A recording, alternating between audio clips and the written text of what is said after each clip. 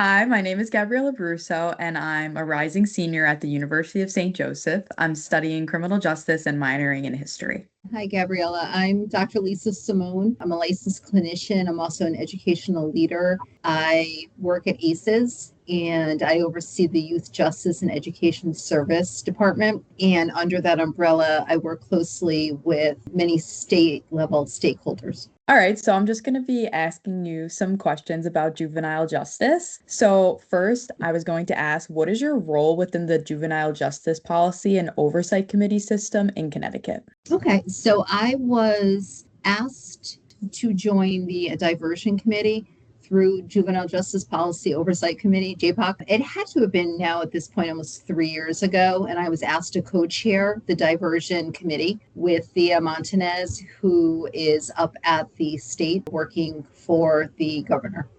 Following that, I was going to ask, how long have you been involved in the diversion programs for juveniles? So it's been, like I said, it's been about 3 years now. So when I was asked to come on, the Diversion Committee had some directions that they were going in, but it was just an opportunity for my co-chair and I to come in, really do a deep dive into the diversion policies and kind of pathways throughout the state of Connecticut, what was effective, what wasn't effective, what we could add in along with the committee itself to really move forward diversion in the state of Connecticut. So like I said, we've been doing this about 3 years now, and we are putting forth some very strong programming kind of policies for the state of Connecticut.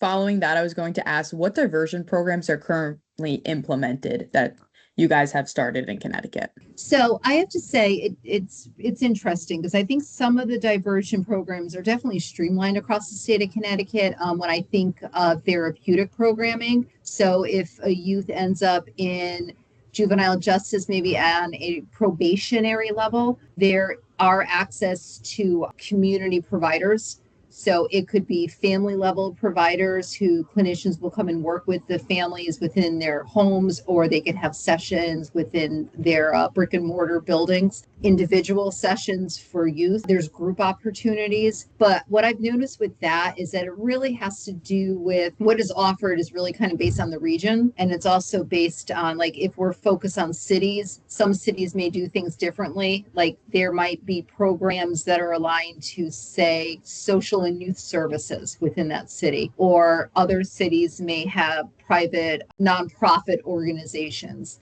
So, and I do know that for judicial, for the probation department, they utilize different resources within the different counties. So so we're talking therapy, whether it's individual, group, family. Social youth services also have throughout the state of Connecticut juvenile review boards. They are trying to adopt a new name. It has not been adopted yet.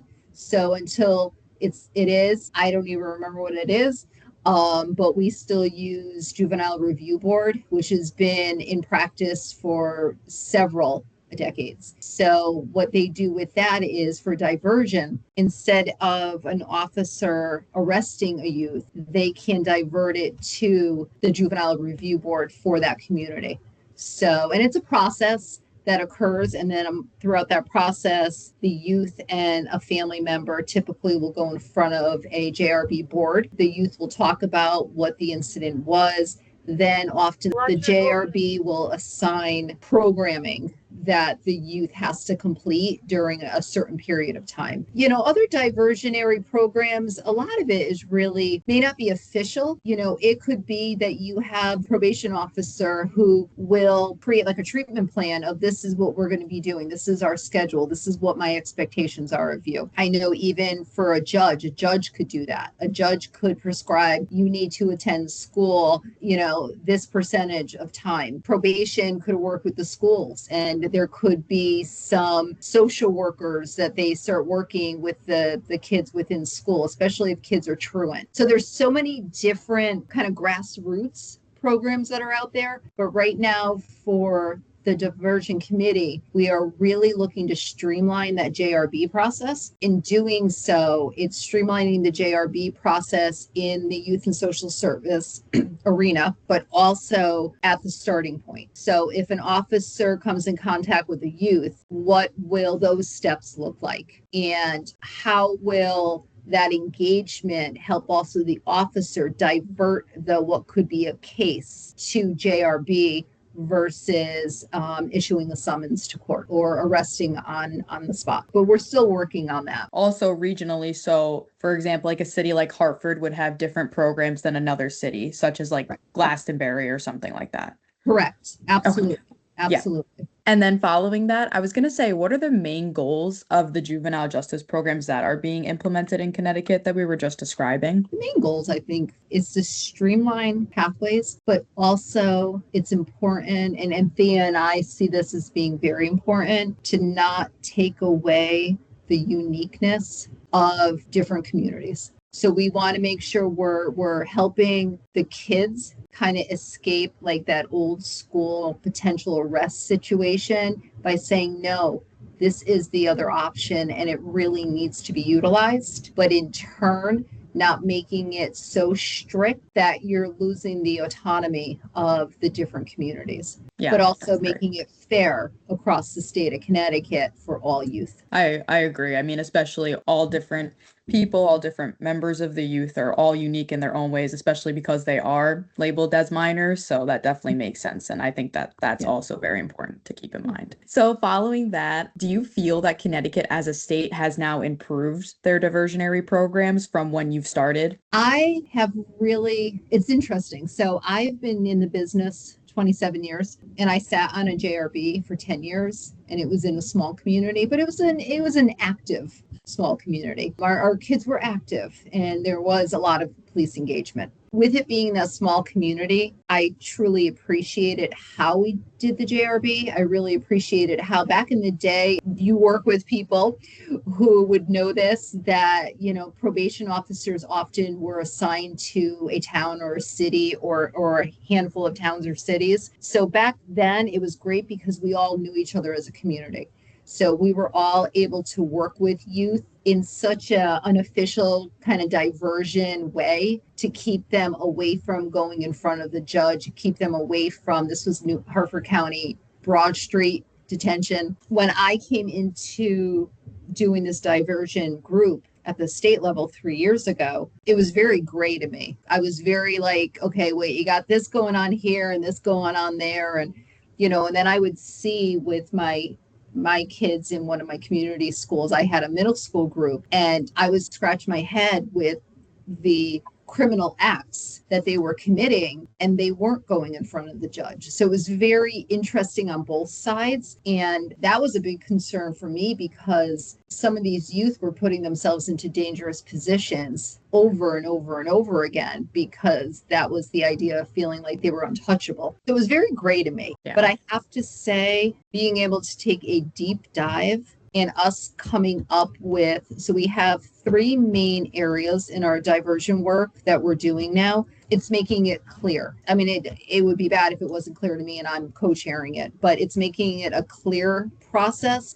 And I feel like the state is appreciating the work that we're doing. So the 3 areas that we are focusing on is, again, streamlining JRB. So contact with the officer makes the referral to the local JRB, streamlining all of that, and along with the process, because there is a JRB process, but then again, not losing the flavor of that community.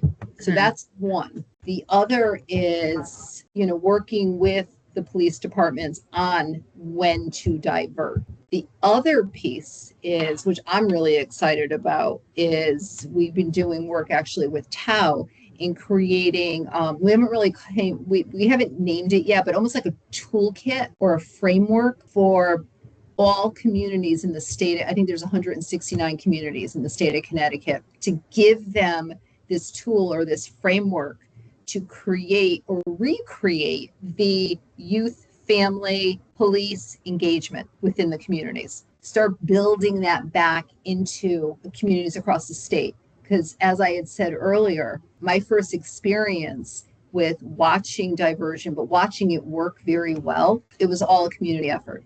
You had a probation officer assigned to that town. You had education, youth services, the police department, the probation officer. We all were represented on the JRB board. There were so many times where then it just became more of a phone call, like, hey, I'm watching this. Could you maybe fly in and make sure like this child does the right thing, because I don't want to have to engage. So it really became that community experience. But all of the kids, even when they were frustrated, say with the police, they knew that there was a level of safety and security. Like, these guys have my back, even when they have to do what they have to do.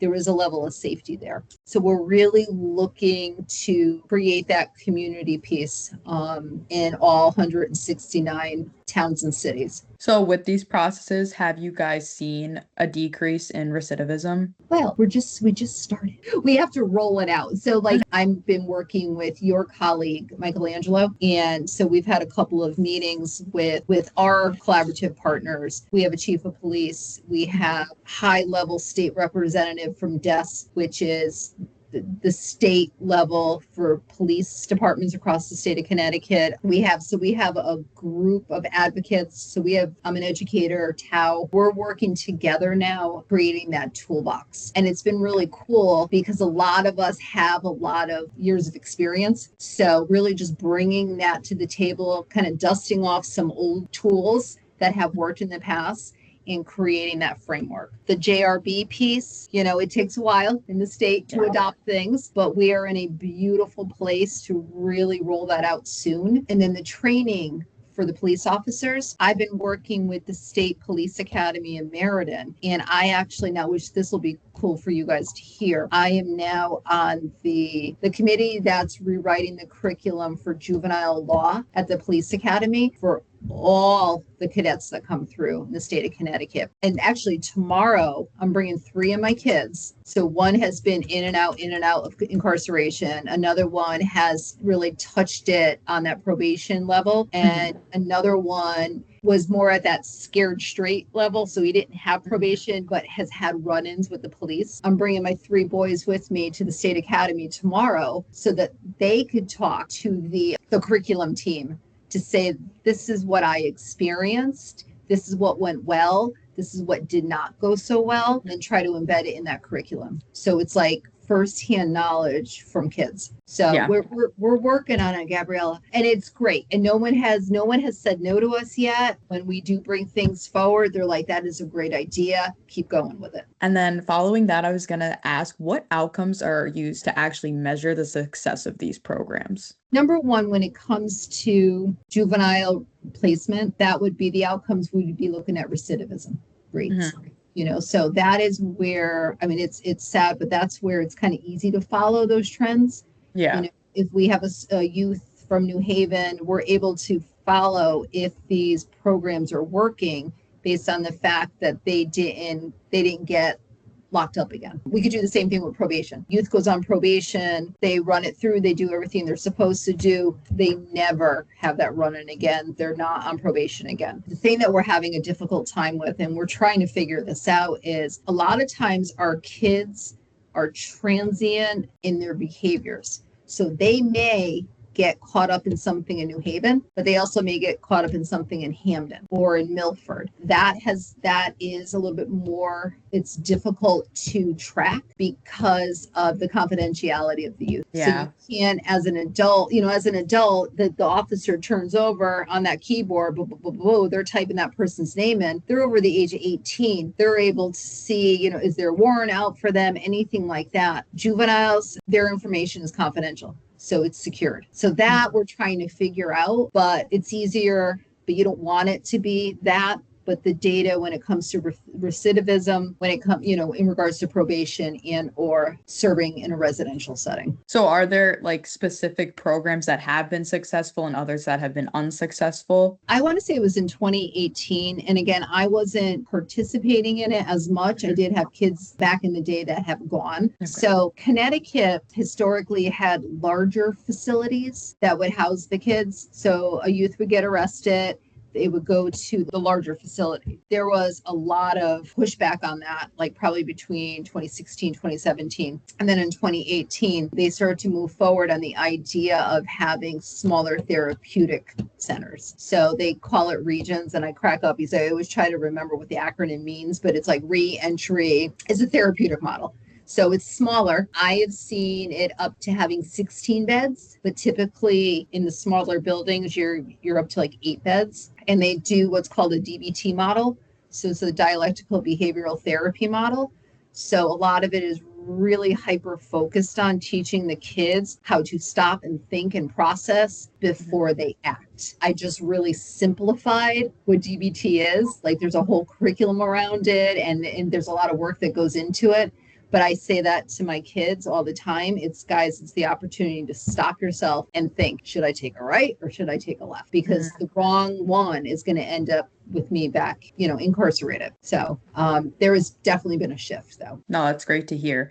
And then I was going to say, with these amazing opportunities, are there any race that goes into it? Who gets to have these opportunities? Are there any disparities in it? So, and I think that's what we're trying to avoid now. Yeah. What we're trying to do is by having the toolkit that we're creating in one committee, where we're giving any community across the state of Connecticut these resources to build a program that engages the police and the community. So everybody will have access to it.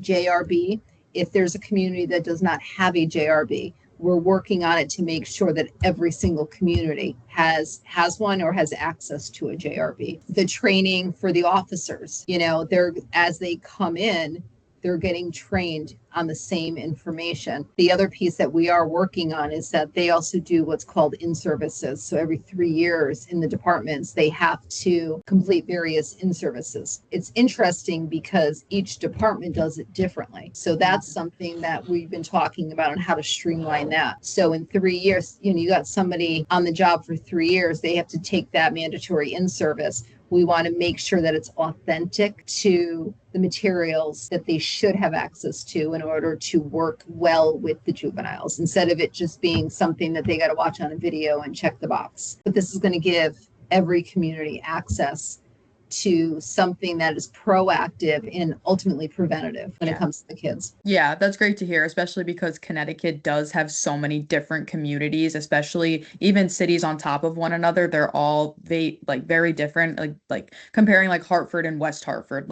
those policing programs, hearing that they would be the same, even though the communities are very different, is really good to hear. So following that, are there any limitations in funding, staffing, or resources that have affected these programs? I would probably say yes, and yes. Funding is always tough. Funding is definitely always tough because the communities are so different, the needs are so different. Maybe a small rural community may not have access to funding, or they do it on a sliding scale, depending on a percentage rating of how many kids you have in that community. So you may end up with a really small amount of funding to get something done, but you want to do it well at the same level as, say, a West Hartford. Now, at West Hartford, they may get the funding, but they also may have the ability to internally fund it because that tax base is different. Then you take a Hartford probably has access to a lot of funds and a lot of grants just because of the size and scope of that community and the amount of kids that are in that community and the need of that community. In an ideal world, it'd be great to have funding that's equal across, but it just doesn't happen.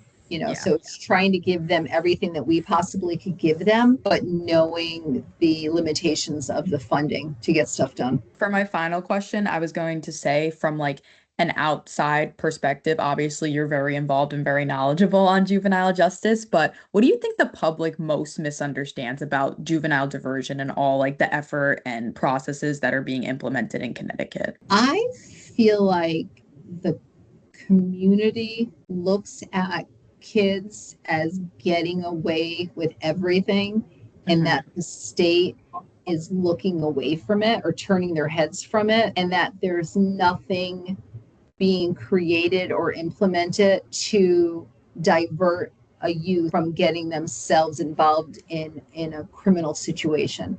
So from listening to people, it's nobody does anything, nobody cares, it's the Wild West, when that's actually not true. And what I tend to hear, which me being a part of what I do and being very purposeful with Thea, my co-chair, in getting leaders from different worlds. So we made sure we have the police department there, and they get to authentically talk about their experiences.